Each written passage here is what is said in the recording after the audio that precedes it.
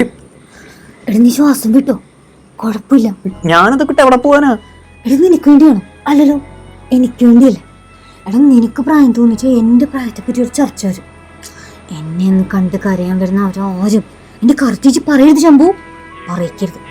ഇനി അഥവാ ആരെങ്കിലും പറഞ്ഞാൽ നീ നമ്മുടെ കിച്ചൻ്റെ അപ്പുറത്തിരിക്കുന്ന ആ പച്ചട്ടിനില്ലേ, അതിലെ പൊടിയെടുത്ത് കലക്കി കൊടുത്താൽ മതി. എന്നെ അവരാരോടും ഒന്നും പറയില്ല.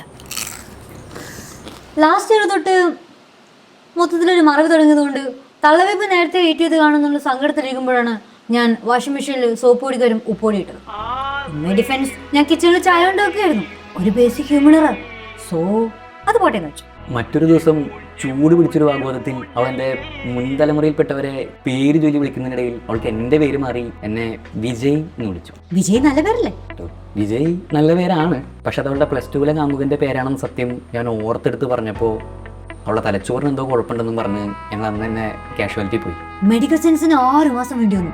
ഞാനൊരു DDLJ പേഷ്യൻ്റ് ആണെന്ന് തിരിച്ചറിയാം. CJD ക്രോസ് ബെൽറ്റ് ക്രൂസിഫൈഡ് ക്രൂയിറ്റ്സ്ഫെൽഡ് യാക്കോബി ഡിസീസ് അഥവാ CJD.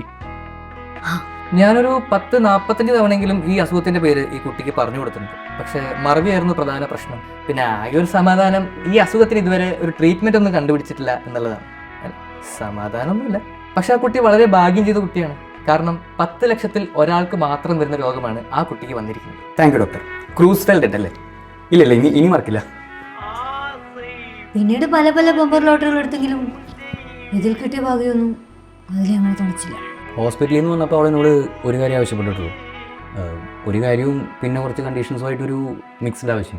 അതായത് എല്ലാം കൂടി ഒറ്റയടിക്ക് പറയാതെ ഉക്കിടാൻ പഠിക്കടാ, ബിൽഡപ്പ് കൊടുക്ക് ശംഭു. ഇന്നേ വരെ ലോകത്ത് ഒരു ഭാര്യയും ഒരു ഭർത്താവിനോട് ആവശ്യപ്പെടാത്ത വല്ലാത്തൊരു ആവശ്യമായിരുന്നു.